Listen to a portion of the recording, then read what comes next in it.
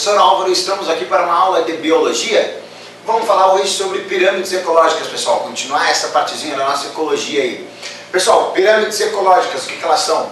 Elas são representações gráficas que eu posso fazer sobre algum ecossistema.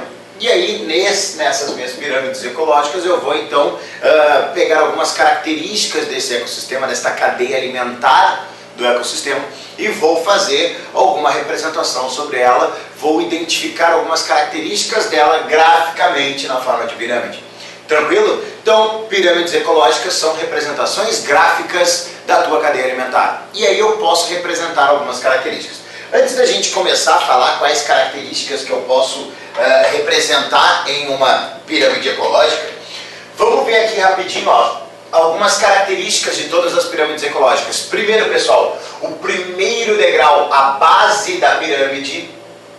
Então, a base da pirâmide é sempre o produtor. Então, eu sempre vou ter o produtor na parte de baixo da pirâmide. Então, sempre que eu for representar alguma pirâmide, ou quando eu enxergar uma pirâmide ecológica, eu sei que lá embaixo está o produtor. Consequentemente, em cima está o consumidor primário, depois o consumidor secundário, o consumidor terciário, ou, se tu preferir, o primeiro nível trófico, o segundo nível trófico, o terceiro nível trófico. Tranquilo? Então, a base da pirâmide é sempre o produtor. E uma outra coisa muito importante, pessoal. A largura da pirâmide, ou a largura de cada degrau, né? A largura de cada degrau, ela é representada pela quantidade, ou seja, então quanto mais larga um degrau, ou quanto mais largo um degrau, maior a quantidade que eu estou relacionando. Quanto menor, é porque é menor a quantidade, tá? Então a largura representa a quantidade do que eu estou vendo, a gente vai ver os três tipos de pirâmides ecológicas, e a base, então, sempre o produtor. Tranquilo? Beleza. Vamos para o primeiro tipo de pirâmide ecológica, a pirâmide de números. Né? Então, numa pirâmide de números, eu vou analisar então essas características da quantidade de indivíduos que estão participando da cadeia alimentar. Pessoal, e essa quantidade ela está relacionada na quantidade de alimento que o indivíduo precisa quando ele está naquela cadeia alimentar. Tá? Então, esse número é o número de indivíduos, por exemplo, que vai comer determinado substância ou determinado nível trófico. Então, vamos ver isso aqui direitinho. Tá? Se eu tiver, por exemplo, aqui, ó, uma plantação, tá? Uma plantação, sei lá, de cenouras. Então, eu vou ter que ter bastante cenouras, sei lá, uns 100 pés de cenouras, né? Para alimentar, por exemplo, uns 20 coelhos. Né? Então, 20 coelhos podem se alimentar com 100 pés de cenoura. E eu posso ter umas 10 raposas que vão se alimentar desses coelhos. Então, olha só, é tudo uma quantidade de indivíduos. Eu tenho 100 pés de cenoura que vão alimentar 20 coelhos. Eu fui invertendo aqui, né? Escrevi aqui o número e bom, né? Coelhos ali e raposas ali. Então eu vou diminuir a largura, porque eu diminui o valor ou a quantidade dos indivíduos. E aí a largura sempre o primeiro degrau, ali a base sempre sendo o produtor. Tranquilo? Pessoal, isso então é uma pirâmide de números, onde eu estou identificando a quantidade de indivíduos que estão participando da cadeia alimentar. Pessoal, isso daqui é o que a gente chama de uma pirâmide, ó, vou até mudar aqui o corzinho, ó, normal. O que significa ser uma pirâmide normal? Onde ela tem a base, né, maior do que os outros degraus, ou do que relacionado ao segundo degrau aqui no caso. Então é uma pirâmide normal. Na pirâmide de números, a gente pode apresentar algumas pirâmides que a gente chama de pirâmides invertidas.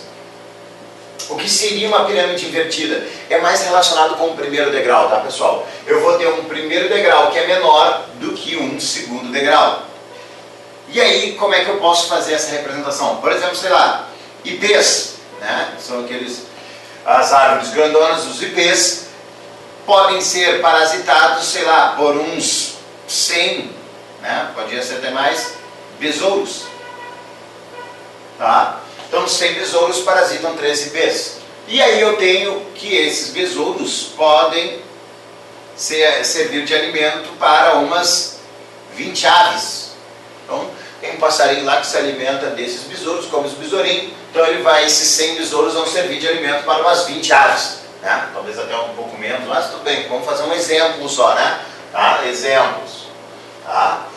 Então, isso daqui seria uma pirâmide invertida, onde eu tenho o primeiro degrau menor do que o segundo degrau, e aí, aqui depois, mas depois ficou normal, não interessa, eu já chamo de invertida por causa do primeiro degrau em relação ao segundo. Tranquilo? Então, pirâmide de números, eu posso ter uma pirâmide normal, ou o que a gente chama de uma pirâmide invertida, representando a quantidade de indivíduos que estão participando da cadeia alimentar. Tranquilo? Beleza. Então, aqui, outro tipo de pirâmide que a gente pode representar é a pirâmide de biomassa. Na pirâmide de biomassa, pessoal, a biomassa ela é uma relação, tá, do peso pela área. Então, quilogramas por metro quadrado pode ser, tá? Então é peso por área. Isso a gente chama de biomassa, tá? Então a biomassa de determinado ser vivo é a representação, é a relação do peso dele com a área que ele ocupa.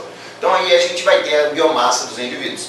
Tranquilo, eu posso representar, exemplos, essa pirâmide de biomassa, eu posso representar essa biomassa em pirâmides de uma cadeia alimentar, né? Representar numa cadeia alimentar a biomassa. Duas coisinhas importantes. Se eu estiver falando de uma cadeia alimentar de ambiente terrestre, a pirâmide de biomassa sempre será normal. Ou seja, eu vou ter produtor, depois o consumidor primário, a biomassa um pouquinho menor, e depois o consumidor secundário com a biomassa um pouquinho menor ainda. Então, deixa eu só diminuir aqui, tá? Então, a biomassa do produtor sempre tem que ser maior do que a do consumidor primário, que tem que ser menor do que a do consumidor secundário. Por que isso? Porque senão acaba o alimento, pessoal. Se acabar o alimento, ferrou, né? Não tem mais cadeia alimentar. Aí é porque ocorreu algum distúrbio. Então, naturalmente, as cadeias alimentares têm uma pirâmide de biomassa no ambiente terrestre normal, sempre normal.